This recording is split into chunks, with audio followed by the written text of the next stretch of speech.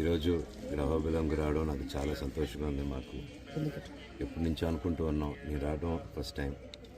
వెళ్ళినప్పటి నుంచి వెళ్దాం అని చెప్తున్నారు, కానీ అనుకున్నాను కానీ ఎన్నోసార్లు కుదరలేదు. దేవుడే పిలిపించుకుంటారంటారు చూడండి, అది నిజం, మాటలు నిజం. ఈరోజు ఆలగడ్డకి నిన్న మా అత్తగారు జయంతికి పాపని మొట్టమొదటిసారి తీసుకొచ్చాం. అండ్ అది కూడా అత్తగారి జయంతి తీసుకొద్దామని ఎప్పుడు ఎంతో కాలంగా వెయిట్ చూస్తున్నాం. షూటింగ్ జరుగుతూనండి, ఆవిడ పనుల మీద ఉన్నారు, పిల్లలు.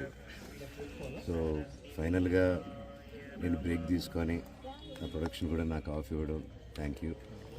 అండ్ ఈరోజు ఇక్కడ రావడం చాలా మనశ్శాంతిగా ఉంది. ఎంతో మనసు భారంతో వచ్చాను, ఇక్కడికి వచ్చాము. అండ్ ఊరికి రాగానే మా బంధువుల్ని, మా ఇంట్లో వాళ్ళని, ఇక్కడ అందరిని చూడగానే చాలా ఆనందంగా ఉంది. వాళ్ళ ప్రేమ, ఆప్యాయత.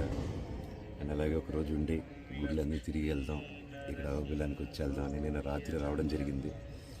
వచ్చి తిరిగి వెళ్ళాము, కొంచెం చీకటి పడింది వచ్చేసరికి.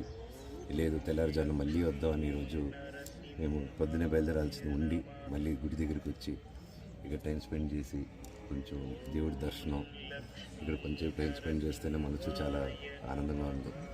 ప్రతి ఒక్కరూ ఎవరికి మనసు కష్టంగా ఉన్నా, ఇల్లు భారంగా ఉన్నా ఇక్కడికి రండి. చాలా విశేషమైన గుడి, ఇక్కడ వచ్చి ప్రార్థించుకుని అంత మంచి జరుగుతుంది. ఆ నరసింహస్వామి ఎప్పుడూ తోడుగా ఉండాలని, మాకు, మా కుటుంబానికి, మీకు, మీ కుటుంబానికి తోడు ఉండాలని కోరుకుంటున్నాను. Thank you sir. మీ సినిమాల గురించి చెప్పండి సార్. మళ్ళీ రీఎంట్రీ కమ్బ్యాక్ ఇస్తున్నారు సార్? అవునండి, భైరవం అనే సినిమా షూటింగ్ జరుగుతుంది ఇప్పుడు.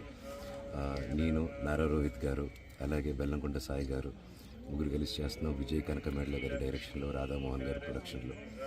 అలాగే పీపుల్స్ మీడియా ఫ్యాక్టరీతో మిరాయ్ అనే సినిమా చేస్తున్నాను, కార్తీక్ ఘటప్నేని గారి డైరెక్షన్తో. నేను, తేజ సజ్జా గారు.